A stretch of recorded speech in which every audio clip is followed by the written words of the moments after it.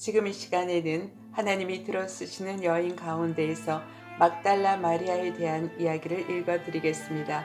막달라 마리아는 예수님 부활의 첫 증인이 된 여인이었습니다. 막달라 마리아는 자신의 지난 시간은 생각조차 하고 싶지 않았다. 생각만 해도 소름이 끼치는 고통스러운 과거 때문이었다.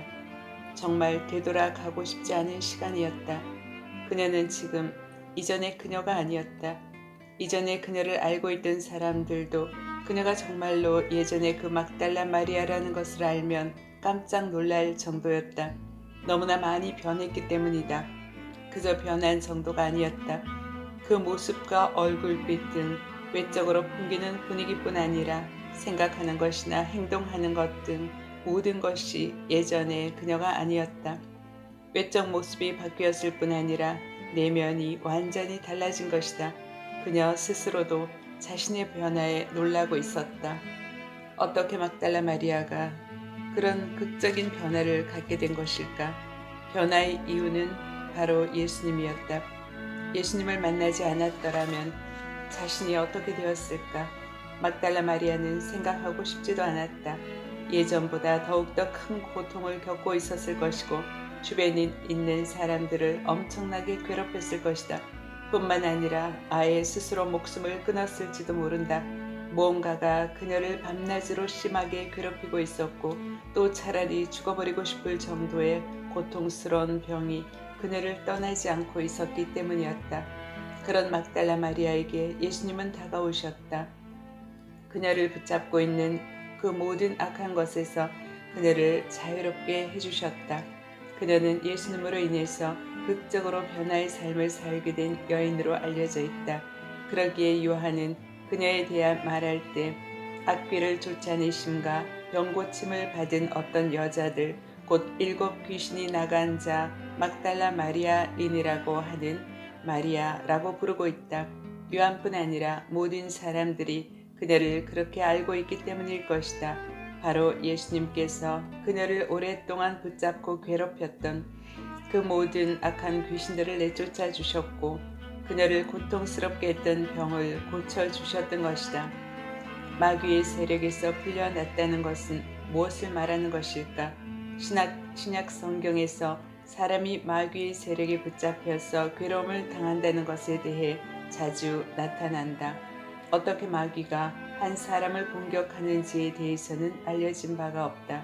그러나 예수님은 더러운 귀신에 대한 경고를 해주신 적이 있다. 더러운 귀신이 사람에게서 나갔을 때에 물 없는 곳으로 다니며 쉬기를 구하되 쉴 곳을 얻지 못하고 이에 이르되 내가 나온 내 집으로 돌아가리라 하고 와보니 그 집이 비고 청소되고 수리되었거늘 이에 가서 저보다 더 악한 귀신 7을 데리고 들어가서 거하니 그 사람의 나중 형편이 전보다 더욱 심하게 되느니라. 이 악한 세대가 또한 이렇게 되리라. 귀신이 나간 후 그 집이 하나님의 존재로 채워지지 않고 비었다는 것은 매우 위험한 일이다. 하나님께서 함께 하지 않으시면 인간은 그 어떤 악한 세력의 침입에 너무나 취약한 존재이기 때문이다.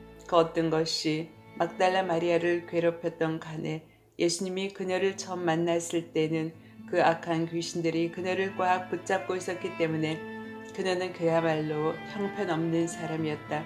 그러나 그 어떤 세력도 하나님의 아들 앞에서는 힘을 잃게 되는 법. 예수님께서는 막달라 마리아의 속에 자리 잡은 악한 귀신들을 모조리 쫓아내 주셨다. 그녀가 어떤 환경과 배경을 가진 사람인지는 모른다. 과부일 수도 있고 독신일 수도 있다. 그녀의 출신지인 막달라를 그녀의 이름에 붙이는 것으로 보아 결혼하여 남편이 있는 여인은 아닌 것 같다. 그러했더라면 남편의 이름이 거론되었을 것이다. 막달라는 게네사렛 호수가에 있는 비교적 부유한 곳이었고 그곳 사람들은 많이 배운 사람이 많았기 때문에 그곳에 사는 그녀도 비교적 부유하고 지식이 있는 계층에 속했을 것이다. 막달라 마리아에게는 어느 정도의 재산이 있어 사는데 문제가 없었을 것이다. 그러니 그녀에게 별 부족함이 없었을 것이다. 그녀에게 그 모든 것이 있어 이제 부족함이 없다고 하는 그때 알 수 없는 세력에 사로잡혔고 그로 인해 심각한 병에 들어서 고통을 당한 것이다.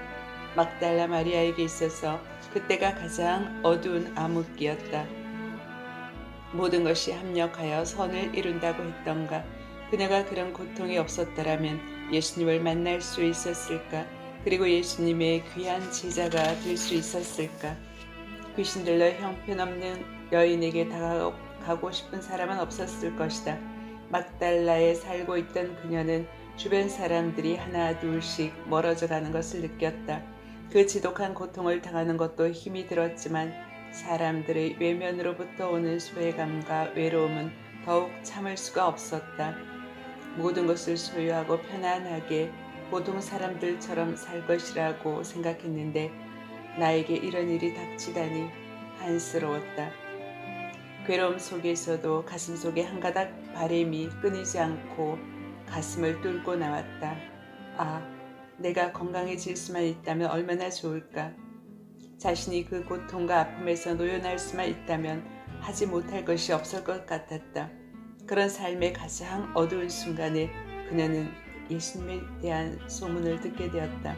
그래, 모든 병든 자들과 귀신 들린 자를 고쳐주시고 자유하게 해주신 예수님이라면 그녀는 한 가닥 소망을 갖게 되었다. 자신을 고쳐줄지도 모르는 예수님에 대해 관심을 가졌다. 사람들이 그에 대해 하는 이야기에 귀를 기울였다. 나도 예수님을 만날 수만 있다면. 그러던 중 그녀는 기적같이 예수님을 만나게 되었다. 아니, 기적이 아니었다. 그녀는 예수님이 가실 만한 곳에 관심을 가졌고 그분께서 지나가신다는 길에 서성거렸다. 그러다가 예수님을 만나게 되었고 예수님이라면 자신을 고쳐주실 것이라는 믿음과 간절한 바람을 가진 그녀를 예수님은 정말로 고쳐주셨다. 예수님이 자신의 속에 있는 귀신과 병을 쫓아내실 때 그녀는 분명히 느낄 수 있었다. 자신의 속에 돌처럼 무거운 것이 기적같이 없어진 것이다. 머리카락을 잡아당기는 듯한 두통도 싹 사라져버렸다. 그녀는 몸도 마음도 너무나 가벼워진 것을 느꼈다. 한순간에 그런 변화가 생겼다. 이럴 수가. 자신이 하늘을 향해 불쩍 날아오르면 저 푸른 하늘을 훨훨 날아오를 수도 있을 듯 몸이 너무나 가볍고 자유로워진 것을 느꼈다. 예수님이 아니면 어떻게 이런 일이 있을 수 있을까? 그녀는 예수님께 너무나 감사했다. 그녀는 결심했다. 죽어도 예수님을 따를 것이다. 아니, 예수님을 따르지 않으면 나는 또다시 죽음에 거하는 것이다. 나는 이제 예수님 없이는 살 수 없는 존재이다. 막달라 마리아는 예수님이 어디로 가시든지 자신을 그 모든 귀신과 병에서 자유롭게 해주신 그분을 따르기로 결심했다. 그분을 따르기로 결심한 데는 이유가 있었다. 그녀는 먼저 사탄의 세력이 얼마나 강력한지 경험했다. 스스로는 그 세력을 절대로 떨쳐버릴 수 없다는 것을 그녀는 몸소 체험했던 것이다. 이 세상에 그 누구도 사탄의 세력을 떨쳐버릴 수 없어도 예수님 곁에서는 그 어떤 사탄의 세력의 공격에도 안전하다는 것을 직접 경험한 것이다. 사탄의 세력은 소름 끼치도록 끈질겼다. 그러나 예수님의 능력은 사탄을 능히 무너뜨리고도 남는다는 것을 그녀는 자신의 몸을 통해 직접 체험한 것이다. 예수님의 능력을 힘입지 않고는 또다시 그 악한 귀신의 괴롭힘을 당해야 한다는 것을 알고 있었기에 그녀는 예수님의 보호하심이 절대적으로 필요하다는 것을 스스로 잘 알고 있었다. 그녀는 자신을 자유롭게 해주신 그분이 너무나 감사했다. 그분을 사랑했다. 자신이 가지고 있는 것을 모두 바쳐서 그분이 하시는 일을 돕고 싶었다. 그녀에게는 어느 정도의 경제적 여력이 있었다. 그래서 그것으로라도 그분을 돕고 싶었다. 그분은 자신의 주인이 되었기 때문이다. 예수님께서는 그녀를 칠흑 같은 어둠 속에서 빛으로 이끌어 주셨다. 그렇기 때문에 그 어떤 값을 치른다 해도 그분에게 자신의 전 삶 그 자체를 바치고 싶었다. 그래서 그녀는 다른 몇몇 여인들과 함께 예수님과 제자들을 따랐다. 이제 막달라 마리아의 삶은 새로워졌고 충만해졌다. 예수님을 쫓기 위해 고향의 그 모든 것을 뒤로 하였다. 그녀라고 뒤돌아볼 것이 없었겠는가. 악한 귀신에 들려 있고 병으로 고통을 받을 때는 그것에서 풀려날 수만 있다면 그 어떤 값도 치르고 싶을 것이다. 그러나 정작 몸이 편안하게 되면 자신이 가진 것에 점점 애착을 갖게 되는 것이 바로 사람이다. 막달라 마리아에게도 자신이 잡고 싶은 많은 것들이 있었을 것이다. 그러나 그녀는 그 모든 것을 자신의 손에서 놓기로 했다. 예수님 한 분만을 붙잡기 위해서였다. 자신에게 새로운 생명을 준 바로 그분을 따르기 위해서 말이다. 그때까지 막달라 마리아는 예수님은 단지 자신을 자유롭게 해준 은인이었다. 그분에 대해 자세히는 몰랐다. 그분이 하나님의 아들이고 이 세상을 구원할 메시아라는 것에 대해서는 관심도 없었다. 그런 것에 관심을 갖기에는 자신의 괴로움이 너무 컸기 때문이다. 그녀는 예수님을 따르면서 예수님께서 하시는 일을 보았고 하시는 말씀을 들었다. 하나님의 아들이 아니고는 어떻게 그런 일을 행할 수 있을까? 그런 생각이 드는 많은 일들을 직접 목격했다. 메시아가 아니고는 어떻게 그렇게 담대하게 복음을 전할 수 있을까? 그런 생각이 드는 많은 말씀들을 직접 들었다. 구원자만이 할 수 있는 그런 놀라운 말들을 들은 것이다. 그 말을 들을 때마다 놀랍게도 그것이 믿어졌다.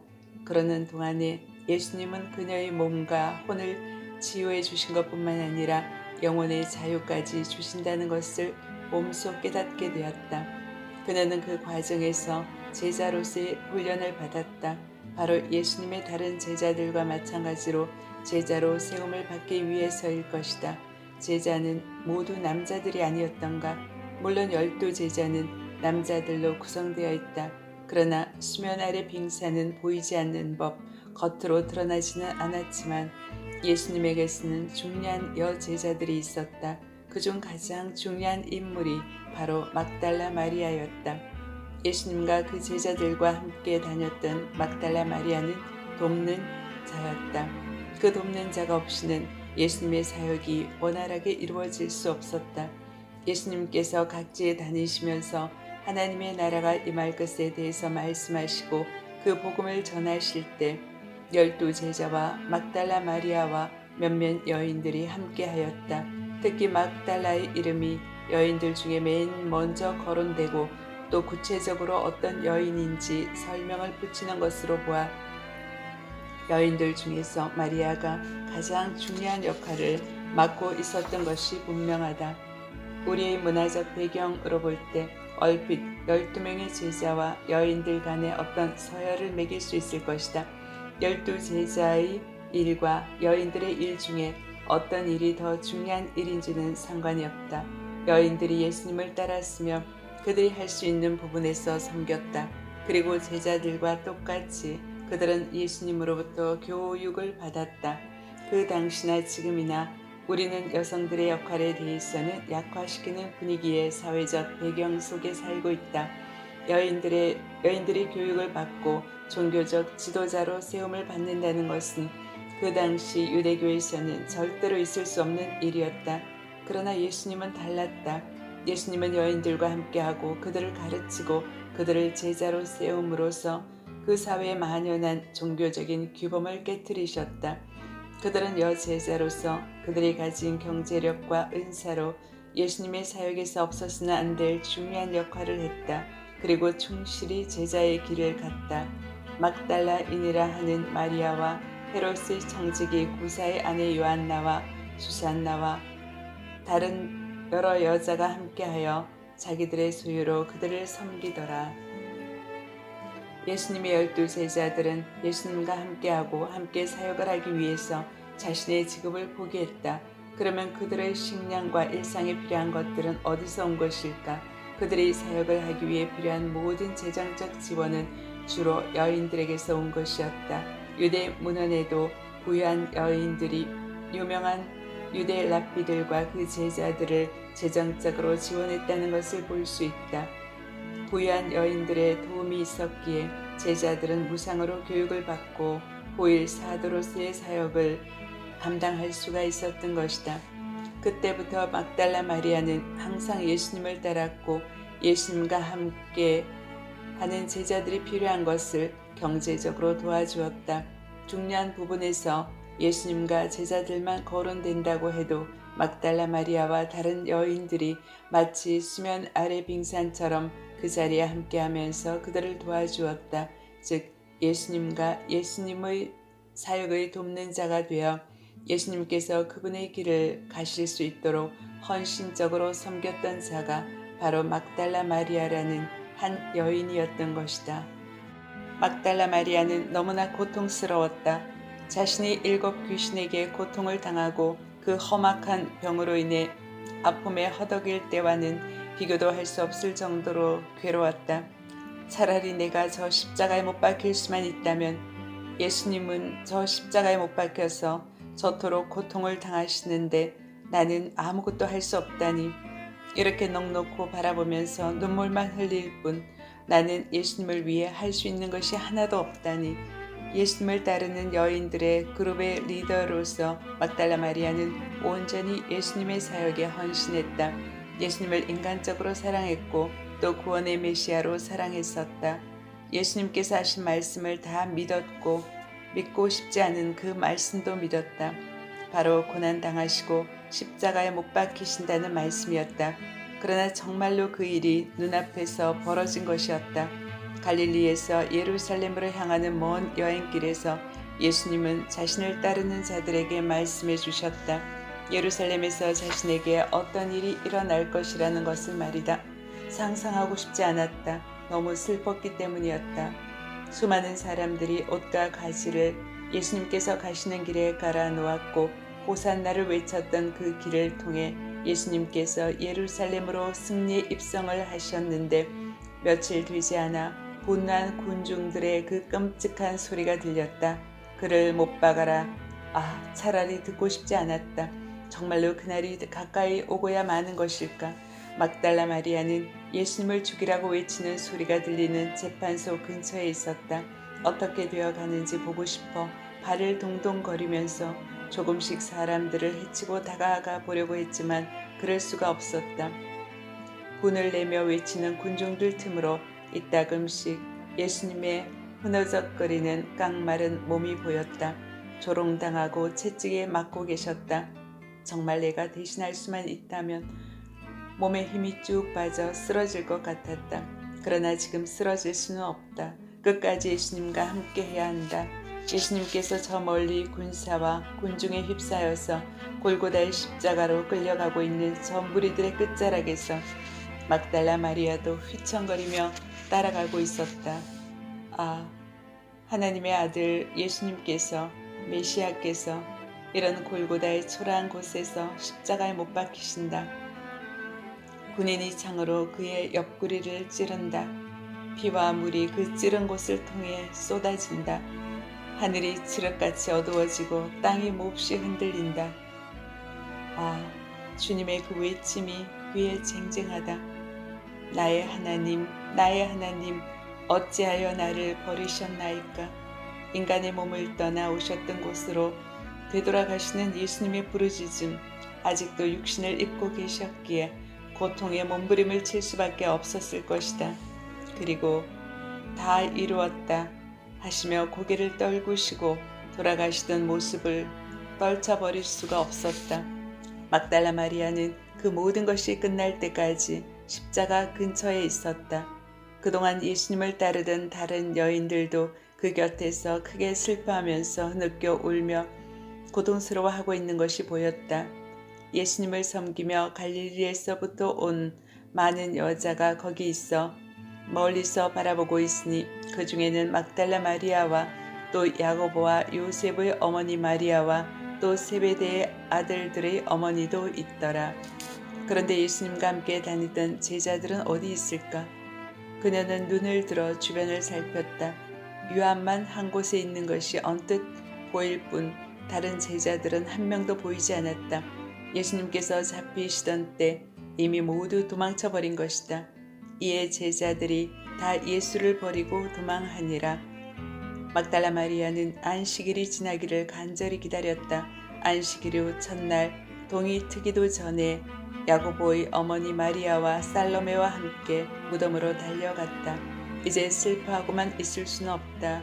가서 예수님께 향품을 발라드려야 하는 것이다. 그녀는 자신이 해야 할 일을 차근차근 생각하면서 걸음을 옮기고 있었다.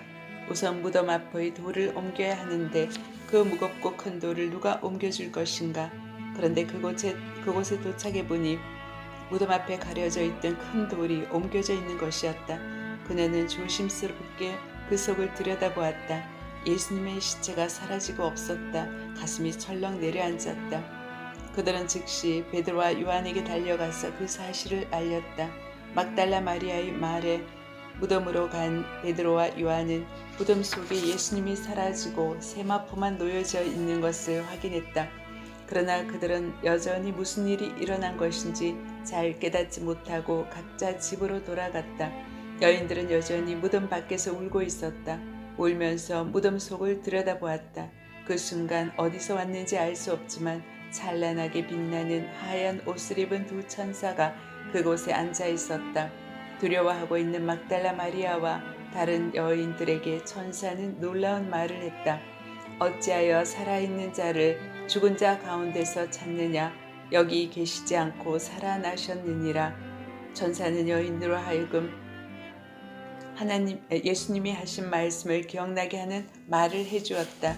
이르시기를 인자가 죄인의 손에 넘겨져 십자가에 못 박히고 제3일에 다시 살아나야 하리라 하셨느니라. 제자들은 모두 도망갔고 남은 제자인 베드로와 요한은 무덤에 예수님께서 사라지신 것을 보고도 깨닫지 못했다. 그러나 여인들은 천사의 말을 듣고 그 모든 것을 깨달았다. 그뿐 아니라 그들은 부활의 예수님을 만났다. 여자여 어찌하여 울며 누구를 찾느냐. 막달라 마리아는 동산지기가 하는 말인 줄 알고 뒤돌아보며 그에게 물었다. 주여, 당신이 옮겼거든 어디 두었는지 내게 이르소서. 그리하면 내가 가져가리이다. 마리아야. 그 말에 막달라 마리아는 와들짝 놀라면서 동산지기로 알고 있던 사람을 쳐다보았다. 예수님의 목소리였다. 따뜻하고 완벽한 그 음성이었다. 놀라고 기쁘고 감사한 마음이 그녀를 휘감았다. 예수님을 향해 감탄의 이름을 불렀다. 그 순간 부활의 예수님의 첫 번째 증인이 된 것이다. 구속의 역사에서 가장 핵심 진리의 첫 번째 증인이 되었다. 엄청난 특권을 받은 여인이었다. 아, 예수님이시다. 예수님께서 살아나셨다. 막달라 마리아는 그 즉시 예수님께로 다가가려고 발을 내밀었을 때 예수님께서 말씀하셨다. 나를 붙들지 말라. 내가 아직 아버지께로 올라가지 아니하였노라. 너는 내 형제들에게 가서 이르되 내가 내 아버지 곧 너희 아버지 내 하나님 곧 너희 하나님께로 올라간다 하라. 막달라 마리아는 이제 모든 것이 확실해졌다. 예수님께서 말씀하신 대로 부활하신 것이다. 다시 사신 것이다. 할렐루야. 막달라 마리아는 그 크나큰 기쁨에 가슴을 두근거리면서 제자들에게로 갔다. 그녀는 자신이 예수님을 본 것과 예수님께서 자신에게 하신 말씀을 제자들에게 모두 전했다. 모든 제자들이 두려움에 도망쳤을 때 위험을 감수하고 십자가의 사건을 처음부터 끝까지 지켜본 사람은 바로 막달라 마리아였다. 부활의 예수님을 처음 만난 것도 막달라 마리아였다. 그리고 예수님의 부활을 처음 알린 사람도 바로 막달라 마리아였다.